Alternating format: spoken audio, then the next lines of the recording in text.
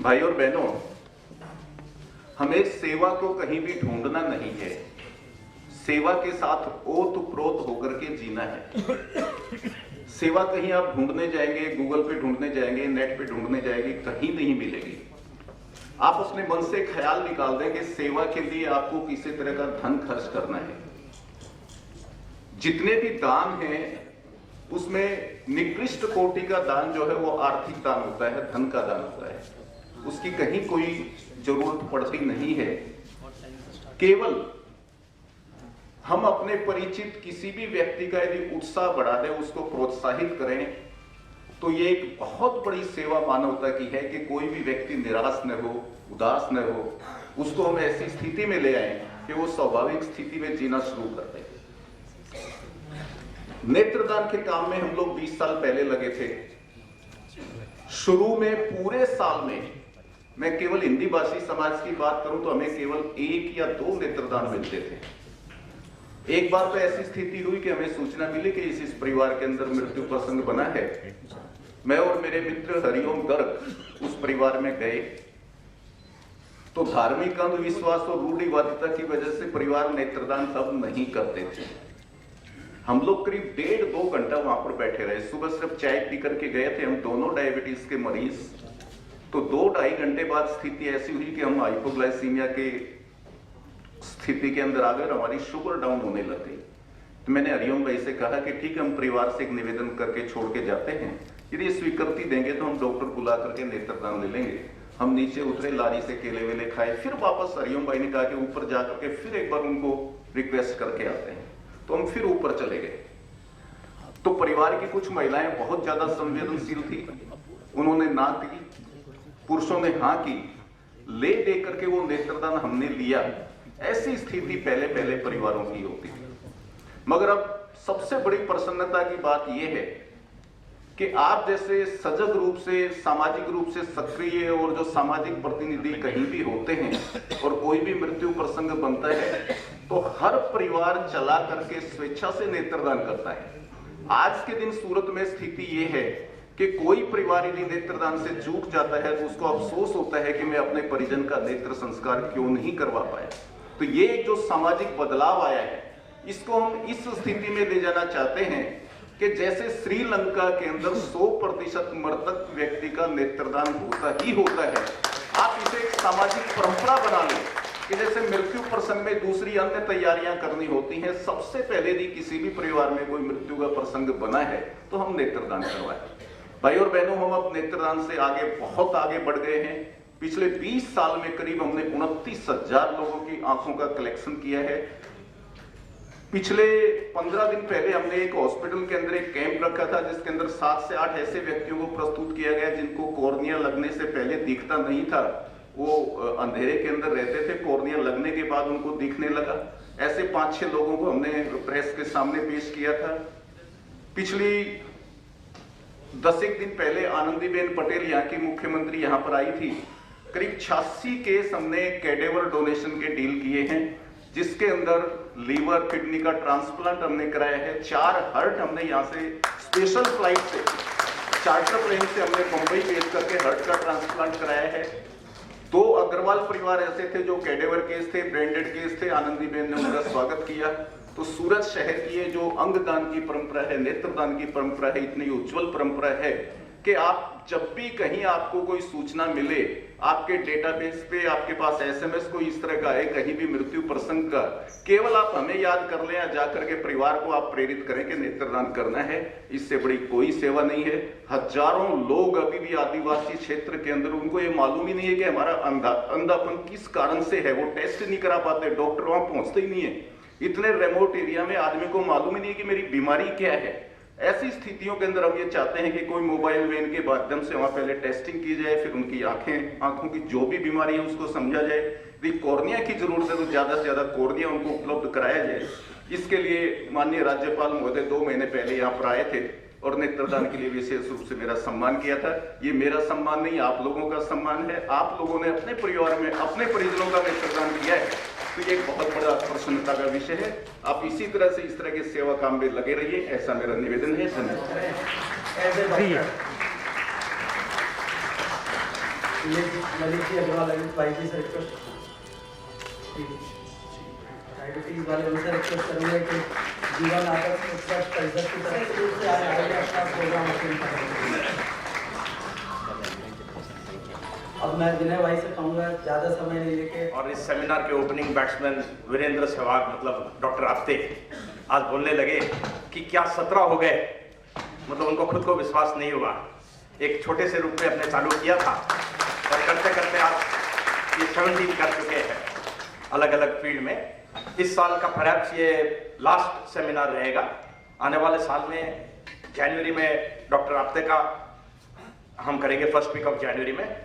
और जो टॉपिक हम अगले साल जो कवर करना चाहते हैं वो नेफ्रोलॉजी है, पेडियाट्रिक है और डाइटिशियन की, वो आपको समय पर बताते रहेंगे। एक बात मैं आपसे शेयर करना चाहूंगा कि पिछले सेमिनार में सुबह 9 से 11 के बीच में करीब 3-4 इंच बारिश हो गई। महेश्वरी भवन के आगे सभी जगह यहाँ पर आने के रास्ते बंद हो गए थे। मेरे कलीग श्रीकांत जी मुंद्रा, निर्मलेश जी आर्या, अतुल भांगड़ जी और पूरी टीम, कोई माइक को संभाल रहा है, कोई मेल कर रहा है, कोई पोस्टर्स लगवा रहा है, उन सब का भी मैं धन्यवाद देना चाहूंगा। बेसिकली जीवन आदर्श उत्कर्ष समिति का लक्ष्य ये सेमिनार करने में एक ही चीज है कि एक हेल्थ अवेयरनेस ड्राइव लाना और सबको स्वस्थ जीवन देना। जैसे मोदी जी का एक लक्ष्य रहा है कि स्वच्छ भारत, वैसे मैं समझता हूं कि गवर्नमेंट को एक स्वस्थ भारत के लिए भी एक लक्ष्य जमाना चाहिए। क्योंकि कितनी बार आपने पढ़ते हैं कि डायबिटीज का इंपैक्ट कितने रुपए का अपनी इकोनॉमी पे आता है, बोले हार्ट डिजीज का इतने रुपए का आता है, सब कंबाइन करेंगे तो वो एक जीडीपी का बहुत बड़ा हिस्सा बन जाती है। अगर ओवरऑल नेशन अगर हेल्दी रहे तो उसका प्रोडक्टिविटी पे और नेशन के डेवलपमेंट पे बड़ा पॉजिटिव इफेक्ट रहता है। ऐसा ही एक देश ऑस्ट्रेलिया है या दूसरा स्वीडन है जहां ओवरऑल पब्लिक अवेयरनेस या हेल्दी एक अलग लेवल पे है, तो अपने देखते हैं कि वो देश आज दुनिया में कहां पर है और कितने प्रोग्रेस कर रहे हैं।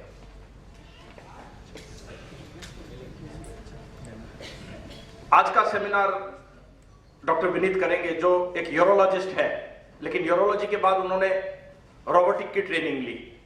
तो यूरोलॉजिस्ट डॉक्टर रोबोटिक की ट्रेनिंग ली मतलब यूरोलॉजी से रिलेटेड सर्जरी वो रोबोटिक से करेंगे। ऐसे ही रोबोटिक की ट्रेनिंग अलग अलग कार्डियोलॉजिस्ट भी लेते हैं, गायनेकोलॉजिस्ट भी लेते हैं। आप देख रहे हैं कि मेडिकल साइंस कितनी फास्ट डेवलप कर रही है। सर्जरी में भी रेवोल्यूशन आया है। कन्वेंशनल सर्जरी में जो एक कट करना पड़ता था, उससे फिर बाद में आज से 20-25 साल पहले ऑर्थोस्कोपी आई, उससे थोड़ा एडवांसमेंट आया और फिर ये नेक्स्ट लेवल सर्जरी है रोबोटिक, जो आज के सेमिनार में डॉक्टर विनीत आपको बताएंगे। मैं डॉक्टर विनीत का परिचय देना चाहता हूं। आपने अपनी MBBS Kasturba medical college Mangalore से की, उसके बाद पेशेंट्स को देखता हूँ तो सिर्फ एक सर्जरी के लिए जाता है। ये बहुत कम बात है कि कोई और सर्जिकल ब्रांच में ये होता है। उसके अलावा हम बच्चों को भी देखते हैं, एडोलसेंट्स को भी देखते हैं, बड़ों को भी देखते हैं और बूढ़ों बहुत सारे हमारे पेशेंट्स एल्डरली होते हैं। तो ये बहुत ही यूनिक ब्रांच है। इस स्लाइड में ये लिखा हुआ है नीचे कि यूरोलॉजी एक ग्रीक वर्ड से है, यूरालिया यानी कि यूरिन प्लस लॉजी यानी कि स्टडी। तो यूरोलॉजी मेडिकल ब्रांचेस में one of the oldest specialities है। ये मैं इसलिए दिखा रहा हूँ कि वैसे तो सबको पता है कि किडनीज पीछे होती हैं, बट 2 किडनीज होती हैं, उसमें हर वक्त यूरिन बनता है और किडनी पाइप 2 होती हैं जिनके थ्रू यूरिन हमेशा नीचे आता रहता है और ब्लैडर में यूरिन स्टोर होता है। तो यूरोलॉजिस्ट मैन और वुमन दोनों के यूरिनरी ऑर्गन्स का सर्जन और डॉक्टर है। उसके अलावा मैन के रिप्रोडक्टिव पार्ट्स यानी कि प्रोस्टेट और जिससे बच्चा होता है उसके भी डॉक्टर हम ही हैं। फीमेल के रिप्रोडक्टिव पार्ट्स के डॉक्टर्स को गायनेकोलॉजिस्ट बोलते हैं, जैसा कि आप जानते हैं। तो ये एनाटॉमी बोलते हैं। अगर खाली किडनी को देखें तो किडनी में जैसे कैंसर है, किडनी में पत्थर है, किडनी में इन्फेक्शन है या ट्रॉमा हो जाए, एक्सीडेंट होने से किडनी को चोट लगे, उन सबको हम डील करते हैं। ब्लैडर है, ब्लैडर में स्टोन्स हो सकते हैं, ब्लैडर में कैंसर हो सकते हैं। ये प्रोस्टेट है, ये एक अखरोट की तरह ऑर्गन आप इमेजिन कर सकते हैं, उसी साइज का होता है, उसी शेप का होता है। ये करीब 50 से 60 उम्र के बाद लोगों को ये साइज में बढ़ जाने से यूरिन में तकलीफ आती है। वो बहुत ही कॉमन एक तकलीफ हम लोग रोज देखते हैं अपने क्लिनिक में। ये स्लाइड मैंने इसलिए दिखाई कि कई लोगों को गॉल ब्लैडर और यूरिनरी ब्लैडर में कंफ्यूजन है। गॉल ब्लैडर यहाँ होता है और यूरिनरी ब्लैडर यहाँ होता है। बात छोटी सी है, लेकिन कुछ लोगों में मैंने देखा कि ये कंफ्यूजन होता है। ब्लैडर का कंट्रोल मस्तिष्क और स्पाइनल कॉर्ड से है। तो कुछ तकलीफ है, जैसे डॉक्टर आपके साथ बैठे हैं, वो बहुत कॉमनली देखते होंगे कि कुछ लोगों को स्ट्रोक हो जाता है, पार्किंसन, मल्टीपल स्क्लेरोसिस। उस कारण से यूरिन का कंट्रोल में नहीं रहता। तो ये देख रहे हैं कि अगर यहाँ कुछ तकलीफ हो तो, या ट्रॉमा हो, स्पाइन की इंजरी हो, उस कारण से भी हम काफ़ी तकलीफें देखते हैं। मैंने सोचा कुछ अपना थोड़ा बैकग्राउंड बता दूं। तो मैंगलोर में मैंने मेडिकल कॉलेज किया। उसके बाद मैं इंग्लैंड में मेंबरशिप करने गया था, तो मैंने वहाँ सर्जिकल की ट्रेनिंग ली और एडिनबरा में भी, जैसे विनय मामा ने बताया। उसके बाद लंदन में रिसर्च की और बर्मिंघम में यूरोलॉजी की 6 साल की ट्रेनिंग ली, जिसमें सभी अंग और पूरी ट्रेनिंग ली। और कुछ लोगों को ये इंटरेस्ट होगा कि मलाला का ट्रीटमेंट इसी अस्पताल में हुआ था, कुछ लोगों को ये इंटरेस्टिंग लगेगा।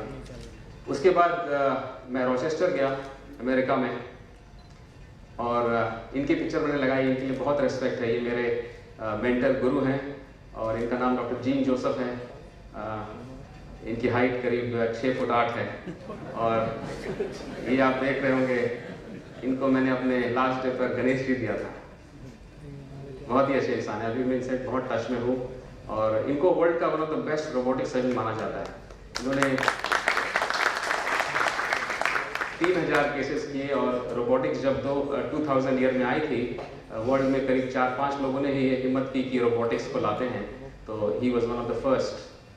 तो मैं बहुत अपने आप को फॉर्चुनेट समझता हूँ कि मैंने काम तो सीखा, लेकिन वर्ल्ड के वन ऑफ से या कुछ बोलना चाहेंगे कि क्या आप जानते हैं ये कौन है? सही। और इसको किसने पेंट किया था? यानी कि इन्होंने। सही। तो ये बहुत ही बड़े 1400s में इटली में इन्वेंटर, पेंटर, एनाटमिस्ट और डिस्कवरर भी थे, और पेंटर ऑफ कोर्स। इन्होंने अभी बनाने में बड़ी बात नहीं है, बट उस समय सीटी स्कैन नहीं होता था, एमआरआई नहीं होता था, और 500 साल पहले पूरे ह्यूमन की एनाटॉमी को ऐसे कर देना बहुत ही अचंभज की बात है। तो उन्होंने 1450 में एक ह्यूमन ऑटोमेशन का रोबोट बनाया था, और ये उसका रिप्रेजेंटेशन आज के लोगों ने बनाया है, बट डा विंची ने ऐसा ही बनाया था कि ये कवच था और उसके अंदर ये रोबोट था। तो उसको रेस्पेक्ट करने के लिए इंट्यूटिव सर्जिकल, जो एक ही कंपनी है जो रोबोट बनाती है, उन्होंने इस रोबोट का नाम है डा विंची। वापस प्राउड होने के लिए कि इंडियंस कितने एडवांस है हर फील्ड में।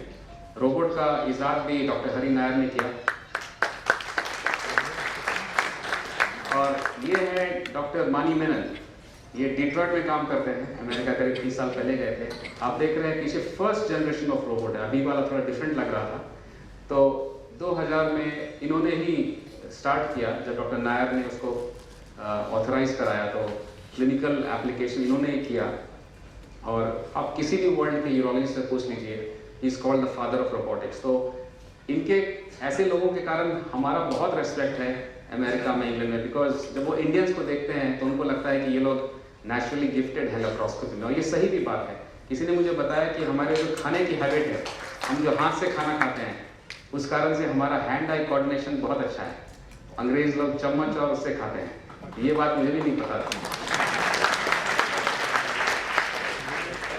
और डॉक्टर पटेल, इन्होंने 10,000 रोबोटिक केस किए, ये वीक में 40 करते हैं। ये फ्लोरिडा में है, और ये एक रोबोट केस जो 4 घंटे में होता है, ये 1 घंटे में करते हैं। बट ऐसा नहीं कि जल्दी में करते हैं, 1 घंटे में वो ऐसा काम करते हैं कि इनके पास दुनिया भर के लोग सीखने जाते हैं।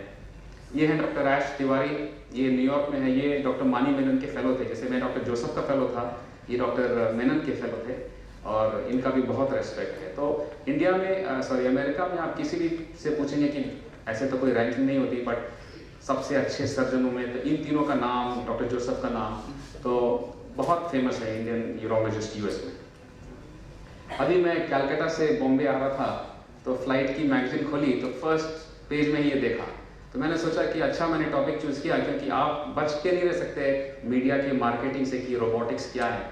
तो ये डॉक्टर मोहन गुंडेटी हैं, ये शिकागो में काम करते हैं, यूनिवर्सिटी ऑफ शिकागो। ये ऐड ये था कि अगर किसी बच्चे को तकलीफ है और आपको वर्ल्ड के बेस्ट से दिखाना हो तो आप उनके पास जा सकते हैं। ये पीडियाट्रिक वर्ल्ड के बेस्ट सर्जन है, इसमें कोई डाउट नहीं है। तो आप देख रहे हैं कि इंडियंस इस फील्ड में बहुत ही आगे हैं।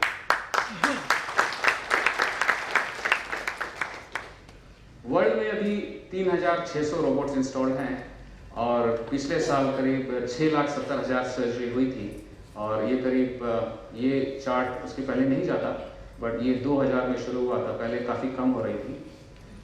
जहाँ तक इंडिया का सवाल है, इंडिया में पिछले साल 4000 सर्जरी हुई थी रोबोट से, यानी कि दुनिया के 0.7% प्रोपोर्शन आप देखें। और इंडिया में अभी 26 रोबोट है, लेकिन अमेरिका में जितने लगने थे मेरे हिसाब से मोस्टली लग गए। अब डेवलपमेंट इंडिया में ही होना है। तो ये स्लाइड अगर हम 5 साल बाद दिखाएंगे तो ये पॉसिबल है। तो ये देखिए ब्लैडर को, वो जो नाभि के पास जो वुंड था उसको एक बैग में डाल के निकाला जा रहा है। ये स्लाइड यही दिखा रही है। और ये राइट साइड में, क्योंकि मोस्ट पीपल राइट हैंडेड होते हैं, ये छोटी आंत का पीस है जिसमें किडनी की ट्यूब्स को अंदर से कनेक्ट कर दिया है और यहाँ पे एक बैग लगेगा। तो ये देखिए, ये ऑपरेशन अगर ओपन से करते तो यहाँ नाभि थी, वो ऑपरेशन यहाँ से बिल्कुल यहाँ तक लंबा कट होता है ताकि सर्जन अपने हाथ डाल सके। वो ऊपर किडनी की तरफ भी उसको जाना है, पेल्विस में भी जाना है, इधर भी ऑपरेट करना है, इधर बाउल निकालना है। और ये देखिए छोटा सा स्कार। इनफैक्ट विमेन में जब ये ऑपरेशन करते हैं तो ऑर्गन तो नीचे के रास्ते से ही निकाल लेते हैं। और ये देखिए, ये स्टोमा बैग बोलते हैं। तो ये पेशेंट 9 दिन के बजाय अभी 4 दिन में घर जा पाता है। वो बेनिफिट रोबोटिक्स का नहीं है, वो अगर आप स्टैंडर्ड लेप्रोस्कोपी करेंगे तो भी जाएगा, बिकॉज वुंड छोटे हैं। बट अंदर में जो हो रहा है वो रोबोटिक्स ने बहुत गेम को चेंज कर दिया। अब हम मूव करते हैं third cancer. Prostate cancer America में तो कॉमनेस्ट कैंसर है, इंडिया में अभी कम है। तो ये दिखा रहा है कि कैसे हम पेशेंट आता है तो हम उसको एग्जामिन करते हैं, पीछे के रास्ते से फिंगर डाल के प्रोस्टेट को फील करते हैं। ये प्रोस्टेट एक वॉलनट की तरह स्ट्रक्चर है। अगर हमारे फिंगर को लगता है कि यहाँ पे कुछ कड़ा लग रहा है तो हम एक ये दिखाता है कि अखरोट की तरह ही हम इमेजिन करते हैं, उतना ही बड़ा ऑर्गन है। और एक ब्लड टेस्ट होता है PSA, आप लोगों ने सुना होगा, प्रोस्टेट स्पेसिफिक एंटीजन। ये टेस्ट होता है, अगर इसकी लेवल 4 से ज़्यादा है तो ऐसा बोलते हैं कि बायोप्सी करनी चाहिए। अगर कुछ लोग पूछें कि क्या हमें PSA कराना चाहिए, तो इसके बारे में भी काफ़ी कंट्रोवर्सी चल रही है कि हेल्दी मैन को PSA कराना चाहिए कि नहीं। शॉर्ट आंसर मैं इंडिया में यही बोलूँगा कि आपको नहीं कराना चाहिए अगर आपको तकलीफ नहीं है या फैमिली में हिस्ट्री नहीं है। तो ये ब्लैडर है, सामने का व्यू है, सॉरी साइड का व्यू है। ये प्रोस्टेट है, ये पीछे की आंत है। तो आप देख रहे हैं कि कैसे अगर कैंसर होता है तो इस कैसे फैल गया है। और एक जैसे मुंह में टॉन्सिल होता है, वहाँ पे लिम्फ नोड्स होते हैं, जब हम ऑपरेट करते हैं तो ये लिम्फ नोड्स को भी निकालते हैं। ये ब्लैडर है, ये प्रोस्टेट है और ये नली है जिससे पेशाब बाहर आता है। तो एज अ कॉन्सेप्ट हम प्रोस्टेट को पूरा निकाल देते हैं और इस हिस्से को यहाँ से जोड़ देते हैं।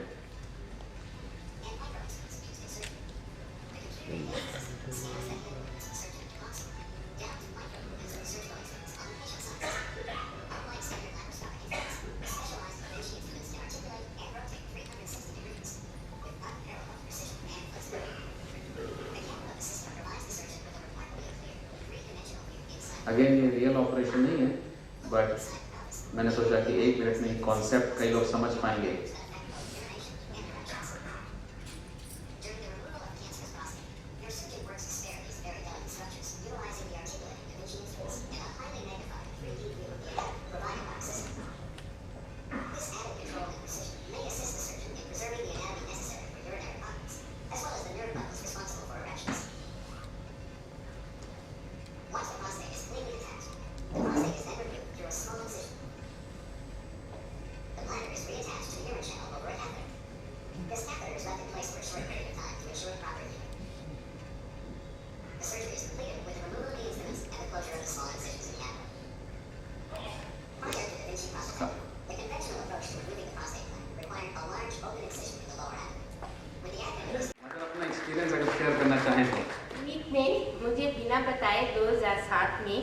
वहाँ सब तैयारी कर रखी थी मेरी स्ट्रेस इनकॉन्टिनेंस ऑपरेशन की लंदन ब्रिज हॉस्पिटल में डॉक्टर कैम्सिन से।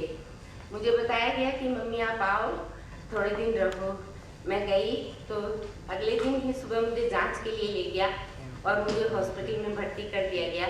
मैं सुबह 9 बजे हॉस्पिटल गई थी, 9:30 बजे मेरा ऑपरेशन हुआ। 2 बजे विनीत बोला मम्मा घर चलो। हम बोले कब तक है हॉस्पिटल? बोले शाम 7 बजे तक। तो फिर इतने अच्छे हॉस्पिटल के रहने का आनंद ली मैं।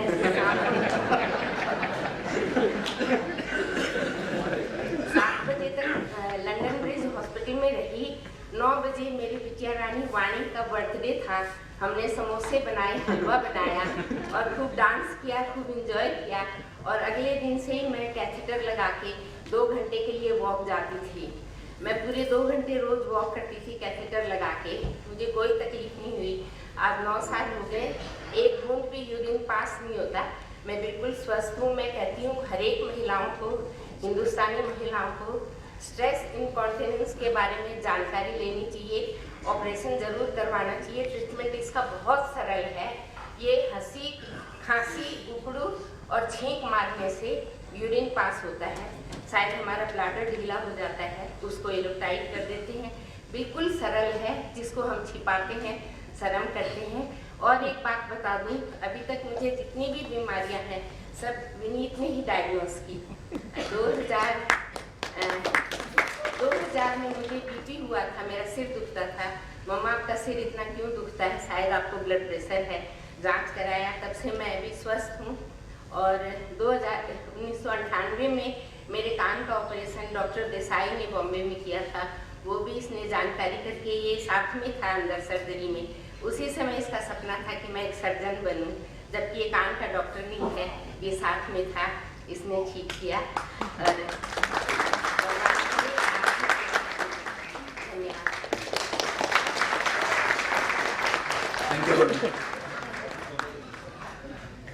अब सिर्फ 4-5 ही स्लाइड्स हैं। ये साइड व्यू है, तो ये दिखाता है कि एक वुमन में कैसे ब्लैडर आगे होता है। ये यूट्रस यानी कि बच्चादानी और ये बैक पैसेज। तो ये पेल्विक फ्लोर है, ये एक हेल्दी वुमन है। तो ये ब्लैडर और यूरिथ्रा यानी कि पाइप में जो एंगल होता है वो स्ट्रेट होता है। अगर आप खांसेंगे तो ये मसल्स कॉन्ट्रैक्ट होती हैं, उससे आपका यूरिन लीक नहीं होता। और ये देखिए कैसे अगर प्रेशर हो जाए, आप खांसे, छींके या एक्सरसाइज करें। सम यंग वुमेन जो रन करती हैं वो एम्बैरेसमेंट के कारण रन नहीं कर पाती। तो ये प्रेशर करने से ये एंगल, ये पेल्विक फ्लोर वीक है, तो यहाँ से यूरिन लीक हो जाता है। तो इसको प्रिवेंट भी कर सकते हैं, स्पेशली वुमेन जो प्रेग्नेंट हैं या होती हैं। अगर फ्यूचर में उनको प्रिवेंट करना है तो उसको केगल्स एक्सरसाइज बोलते हैं। उसमें दिन में अगर आप 5 टाइम्स दिन में 3 बार करें ड्यूरिंग प्रेगनेंसी, तो आप इसको प्रिवेंट भी कर सकते हैं।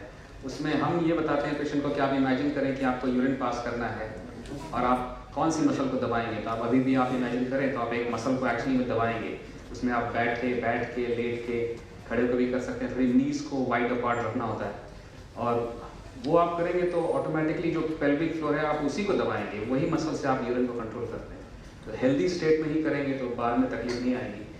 तो जिनका 4 या 5 या 2 भी नॉर्मल डिलीवरी हो जाती है, उन विमेन को ज़्यादा होता है, बट सीजरियन सेक्शन वालों को भी होता है। ये केगल्स एक्सरसाइज मैं चाहता हूँ कि आप इसको याद रखें और इसको करें तो प्रिवेंट कर सकते हैं। और होने के बाद भी अगर आप तकलीफ है, पेशेंट हमारे पास आया तो 6 में से 10 पेशेंट एक्सरसाइज करते ही ठीक हो जाते हैं विदिन 3 मंथ्स। ऐसा नहीं है किसी मदर की तरफ सर्जरी ही करवानी है, लेकिन जिनको ये एक्सरसाइज से फ़ायदा नहीं है तो सर्जरी करवाते हैं। सर्जरी साइड व्यू अगेन है, बहुत ही जैसा मदर ने बताया, इस माइनर ऑपरेशन।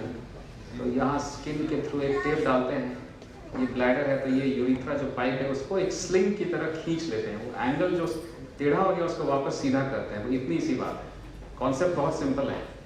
और ये दिखा रहा है सामने से ये 2 हड्डी है, ये देखिए स्लिंग, ये जो टेप है ये पॉलीप्रोपिलीन मैश होती है, शायद सूरत में भी बने।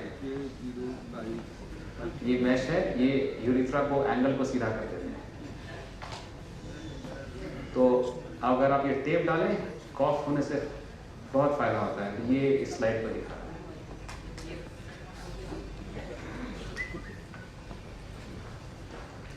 तो मेरी टॉक के ये 3 टॉपिक्स थे, एक रोबोटिक्स, और मैंने 3 कैंसर को टच किया। किडनी, आपने ये सीखा कि किडनी में बड़ा कैंसर हो तो पूरी किडनी को निकालते हैं, आप दूसरी किडनी के थ्रू जी सकते हैं। अगर छोटा कैंसर हो तो आप उसको सिर्फ उस कैंसर को निकालिए, पूरी किडनी को निकालने की ज़रूरत नहीं है। अगर आपके साथ भी ये हो या किसी परिवार वाले के साथ हो तो आप ऐसे डॉक्टर को ढूंढिए जो ऐसा ही नहीं बोले कि हमें किडनी निकालनी है। आप ये क्वेश्चन कीजिए कि अच्छा कितना बड़ा कैंसर है, क्या हम किडनी बचा सकते हैं, ये क्वेश्चन आपको ही पूछना पड़ेगा। और रोबोटिक्स में उसका रोल है, स्पेशली कि अगर आपको खाली किडनी बचाने वाला ऑपरेशन कर रहे हैं तो। और जहाँ तक अगर ये सवाल आता है किसी के मन में कि हमें रोबोटिक्स करानी चाहिए कि नहीं, इंडिया में भी क्या सिचुएशन है, ऑनेस्टली मेरा आंसर ये है कि आप एक अच्छे सर्जन को चूज़ कीजिए, टेक्नोलॉजी को चूज़ न कीजिए। बट अगर आपको अच्छा रोबोटिक सर्जन मिले तो चूज़ कीजिए। बट ओपन ऑपरेशन से किडनी बचाना ज़्यादा इम्पोर्टेंट है, यानी अदरवाइज की रोबोटिक से पूरी किडनी को निकाल दिया। हमने ब्लैडर कैंसर के बारे में बात की कि वो कितना कठिन 9 घंटे का ऑपरेशन, उसको रोबोटिक्स ने कैसे उसको ईजी बनाया।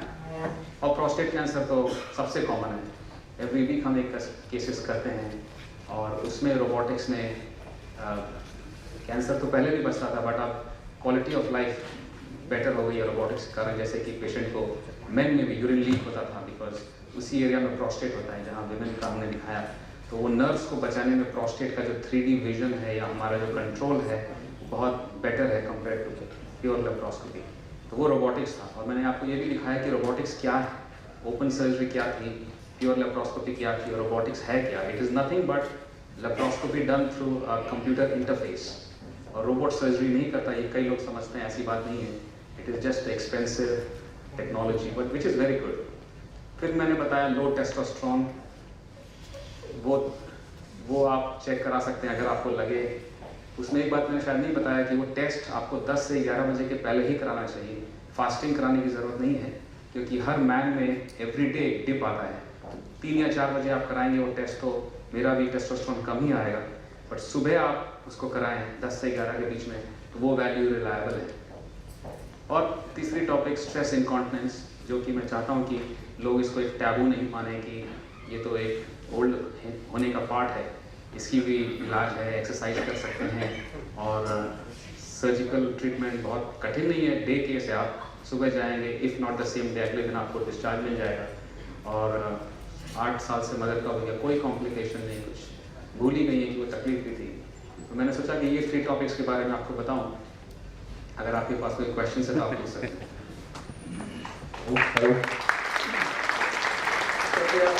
क्वेश्चन आंसर सेशन चालू होगा।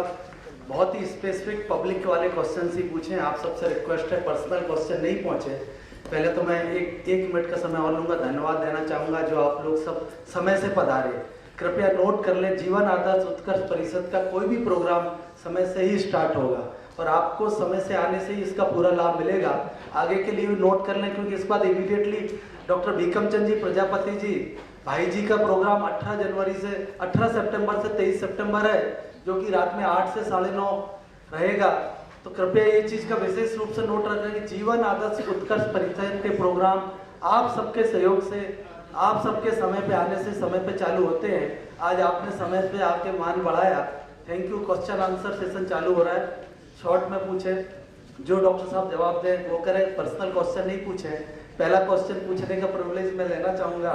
डॉक्टर साहब, आपने किडनी काटने का जो आपने बोला कि किडनी काट के करते, तो उसका आपने साइड इफेक्ट ही बताया। किडनी काटने से हमारा क्या डैमेज हो सकता है, या कितना नुकसान है या नफा है? क्या किडनी फिर से पूरी नॉर्मली का अगर एक पोर्शन काट दिया जाए तो नॉर्मल काम करती है, कुछ परसेंटेज कम हो जाता है?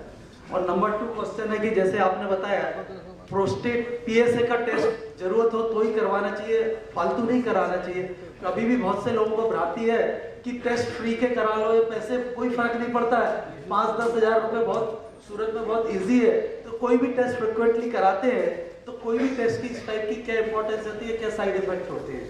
तीसरा, टेस्टोस्टेरोन का टेस्ट कितने टाइम तक कब डॉक्टर की प्रिस्क्राइब से कराना चाहिए कि मन से करा लेना चाहिए? ये 3 चीजों के जवाब देके बाकी पब्लिक से। धन्यवाद। पहला सवाल, किडनी कैंसर तकलीफ है 50 से 60 की उम्र के लोगों की, इससे कम में कम होता है। तो आपका सवाल था कि अगर कैंसर छोटा हो और आप किडनी को बचा रहे हो। पहली बात कि अगर आपका कैंसर इतना बड़ा हो और आप पूरी किडनी को हटा रहे हो तो भी अनलेस कि दूसरी किडनी में तकलीफ हो या आपको हाइपरटेंशन या अनकंट्रोल्ड डायबिटीज़ हो, अगर आपकी किडनी हेल्दी है और आपका किडनी फंक्शन नॉर्मल है तो लोग 50 की उम्र से 80 तक आराम से जी सकते हैं। आप तो जानते हैं कि लोग अपनी तो व्हाट इज आपके साइंस में क्या है उसका? अगर मैंने आपके क्वेश्चन को सही समझा, आप वो कहना चाह रहे हैं कि ओल्ड एज में मैन को तकलीफ होती है पेशाब जाने की रात में। सर शुभांगु थेरेपी है क्या? शुभांगु जो यूरिन ड्रिंक करते हैं so that it will be the healthy sign of ऐसी एक थेरेपी है इंडिया में। Right. So in your science आप उसको कैसे एक्सेप्ट करेंगे? नहीं, एलोपैथिक वेस्टर्न मेडिसिन में तो उसका कोई रोल नहीं है, बट मैंने इंडिया में ग्रो किया था। नाम फेमिलियर आप जो बोल रहे हैं सेल्फ, और गाय का भी यूरिन को लोग इंजेस्ट करते हैं, बट नहीं, मेडिकल साइंस में कभी हमने टेक्स्ट बुक्स में भी नहीं पढ़ा है, उसका कुछ रोल नहीं सुना था। How far robotic surgery is successful in pediatric splenectomy? वैसे पीडियाट्रिक्स में रोल रोबोटिक्स का कम है, क्योंकि बच्चे की ओपन सर्जरी बहुत छोटे स्कार से हो जाती है, स्पेशली डिपेंड बच्चे की एज क्या है। तो जितना बेनिफिट्स हम देख रहे हैं एडल्ट्स में बड़ा हाथ डाल के कर, बच्चों के ऑर्गन्स तो छोटे और सरफेस के पास ही होते हैं। तो आप, मैंने भी 1 साल पीडियाट्रिक यूरोलॉजी किया था, उसमें छोटे से स्कार से आप खोलेंगे एब्डोमेन को और ऑर्गन वही है बिल्कुल, तो आप बिल्कुल निकाल सकते हैं। रोबोटिक्स का रोल यूरोलॉजी पीडियाट्रिक्स में तब है जब आप रिकंस्ट्रक्शन कर रहे हैं, यानी कि बहुत कॉम्प्लेक्स कंडीशंस में बच्चा जन्मा था, उसका ब्लैडर आधा था, आपको डीप पेल्विस के अंदर सूचरिंग करनी है, तो वो सब में वो डॉक्टर गुंडेटी साहब बहुत रेयर केसेस करते हैं, बहुत वाइड स्प्रेड नहीं। मेरे हॉस्पिटल में कोई पीडियाट्रिक रोबोटिक यूरोलॉजिस्ट नहीं है फॉर एग्जाम्पल। स्प्लेनेक्टमी अगेन मेरा एरिया नहीं है, बट मैं नहीं सोचूंगा कि जस्ट बिकॉज एक टेक्नोलॉजी आप उसको यूज़ करें, जस्ट रोबोट है तो जो रोबोट से निकाल दो, ये मेरी बिलीफ नहीं है। जो ऑपरेशन हो सकता है इजीली उसके लिए यूज़ करिए। इसके बहुत कॉस्टली इम्प्लीकेशंस है, specially for a developing country like India. यहाँ 26 हैं और बहुत बढ़ेंगे, लेकिन तभी ये टेक्नोलॉजी सक्सेसफुल होगी जब आप उसका राइट इस्तेमाल करेंगे। एक केसेस के 5 से 6 लाख 8 लाख रुपए लगते हैं, जो splenectomy I don't know 1 lakh में हो सकती थी या कम में, 5 टाइम्स देने का कोई रोल नहीं। And sir, the CO2 which आपने बोला कि 5 liters जितना आप डालते हैं, so that pains in shoulders a lot after being operated. Yeah. So is there any alternative for it or we have to go with that only? अच्छा सवाल है। एक डायफ्राम यानी कि छाती और पेट के बीच में एक डायफ्राम होता है, यानी कि परत, वो स्ट्रेच हो जाता है क्योंकि आपने फुला दिया। सबको नहीं होता है, राइट शोल्डर में ज़्यादा होता है, वो हम देखते हैं, बहुत नहीं देखते, बट वो निकल जाता है। लाइक जब पेशेंट ब्रीथ करता है इन द नेक्स्ट 24 आवर्स, वो CO2 हम एंड में तो खैर जब ऑर्गन निकाल रहे हैं तो अपने आप सब निकल गया, बट अगर वो पेशेंट को पेन होता है तो उसके लिए कुछ स्पेशल नहीं करते। विद इन 24 आवर्स मैंने नहीं देखा है कि वो पेन बहुत रहा। उसका कुछ ऑल्टरनेटिव नहीं है कि वो होगा, इसलिए हम गैस नहीं भरते। चला है IC करके इंटरस्टिशियल सिस्टाइटिस, तो उसका रोबोटिक सर्जरी कैसे यूज कर पा रही है, कुछ हो रहा है उसमें? पहली बात तो ये अभी नया चला, ऐसा कुछ नहीं है। इट्स लाइक अभी इंडिया में उसके एक्सपर्ट्स बहुत कम हैं। हाँ, तो जिनको मालूम नहीं है ये उसकी बात कर रहे हैं। उसका नया नाम पेनफुल ब्लैडर सिंड्रोम है, वो विमेन में ज़्यादा होता है, और ये तब होता है कि आपको बहुत सालों से तकलीफ है, आपको कुछ डायग्नोसिस नहीं हो पाए, ब्लैडर कैंसर नहीं है, तब एक लेबल दे दिया जाता है, आप लगवा लो। मेरा जो बिलीफ है कि इंडिया की डेमोग्राफिक्स में उसका रोल नहीं है। और आपने बोला कि फूड एंड जंक, जहाँ तक यूरोलॉजी के हिसाब से उसका कनेक्शन है, ये जो भी प्रोडक्ट्स हैं, कोक, किडनी स्टोन्स वाले को हम स्पेशली बोलते हैं कि वहाँ वेस्ट में तो कोक तो बहुत ही फ्री है। मतलब आप डंकिन डोनट्स या मैकडॉनल्ड्स जाएंगे तो 2 लीटर 1 लीटर का वो पकड़ा देते हैं साथ में। तो कोला बेस्ड जो ड्रिंक होती है वो बहुत स्टोन के लिए अच्छी नहीं है। हम बोलते हैं आपको कोला पीना भी है तो आप लेमन बेस्ड कोला पीजिए, जैसे स्प्राइट या जिसमें साइट्रिक एसिड हो। तो कोक तो हर चीज़ों के लिए खराब है, मोटापे के लिए, चीनी के लिए और हमारे यूरोलॉजिकल में भी स्टोन्स के लिए।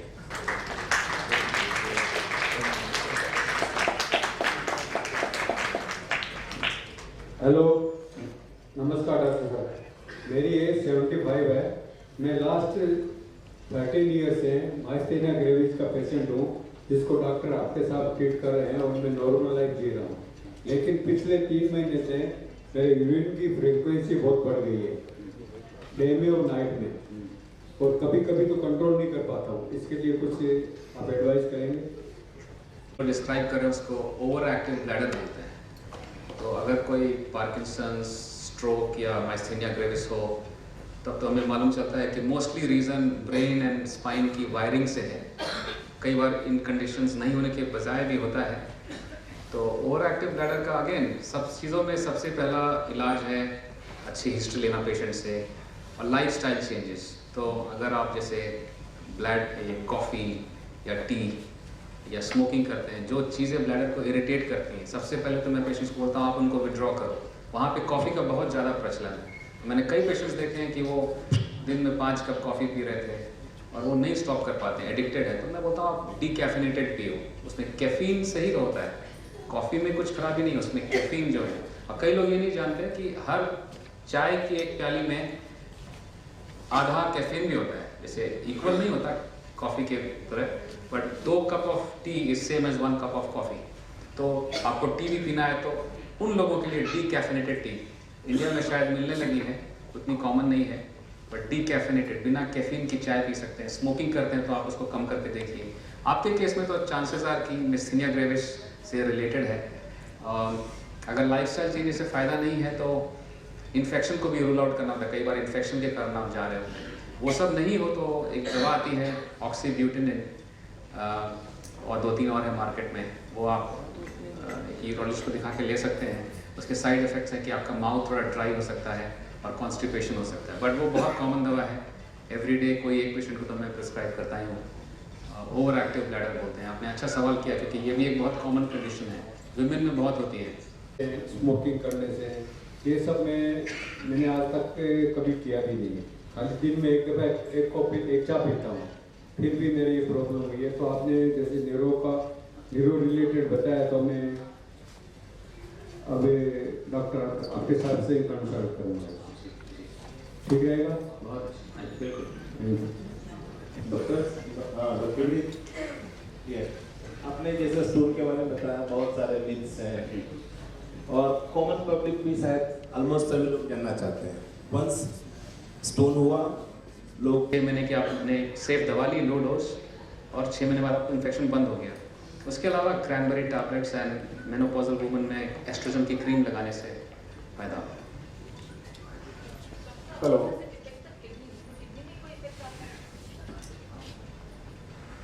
नहीं, जो आप बता रहे हैं यूटीआई, वो उसको सिस्टाइटिस भी बोलते हैं, यानी कि ब्लैडर।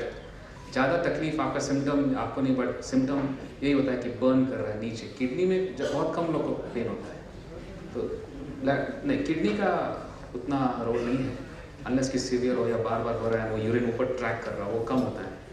तो किडनी के लिए आप वरी नहीं करें कि इन्फेक्शन से आपकी किडनी डैमेज हो रही है।